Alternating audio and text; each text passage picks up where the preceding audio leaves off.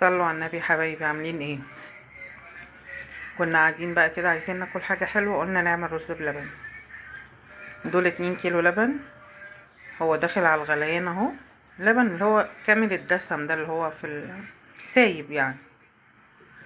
وكنت غاسلة كوباية رز ونقعها بقالي شوية، هحطها كده عليه.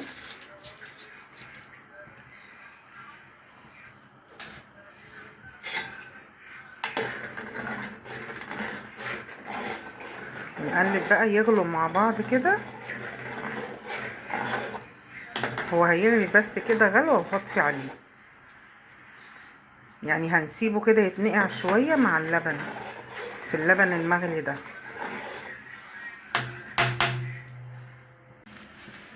بصوا بقى يا حبايبي، احنا حطينا ال2 كيلو لبن وعليهم كوباية الرز كانت منقوعة وبس، ما بيتحطلوش مية.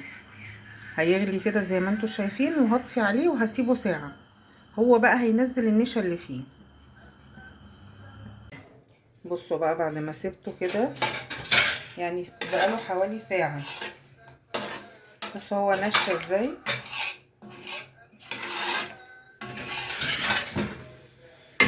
هولع عليه بقى تاني.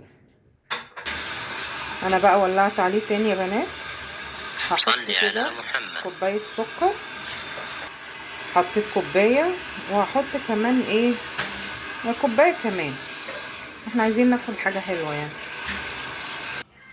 بصوا بقى التركية اللي بتخلي بجد الرز بلبن تحفة زي بتاع المحلات، الكريم شانتيه.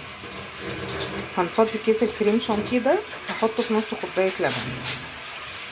دي نص كوباية لبن، وهفضي فيها كده الباكو بتاع الكريم شانتيه.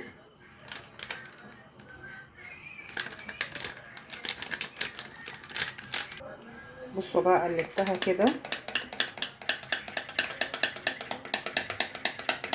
لحد ايه ما داب معايا خالص. على فكرة بيعزز طعم الرز بلبن، وبيتحسي كده ان هو محترم يعني. بصوا بقى هو تقل ازاي. لما سيبناه يتنقع هو طلع النشا اللي فيه.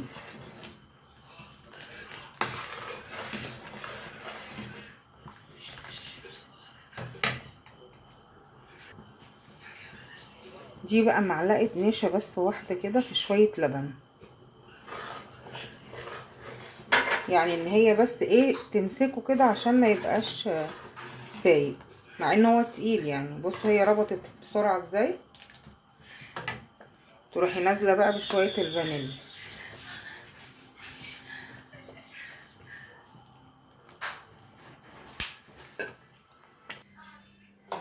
طبعا بقى ايه، هتلمي كل الاطباق اللي عندك واللي عند الجيران بقى وكده يعني. نفضي كده.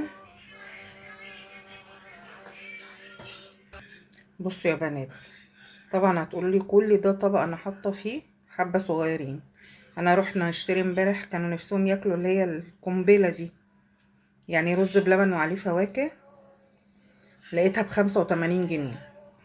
فانا هعملها كده، وبعدين ايه هرصص لهم فاكهه فوقيه. بصوا بقى يا بنات، انا كان عندي موزتين كده على كام خوخيه على حته مشمشيه، قطعتهم كده وهزين لهم كده زي بتاع اللي هو بيبقى عند بتاع العصير ده. هوريكم برضه. بصوا بقى عملتها كده. وعندي شربات، عارفين الشربات، هما برضو بيبقوا حاطين عليه كده. نحط كده شكله امور ازاي. اتفضلوا معانا.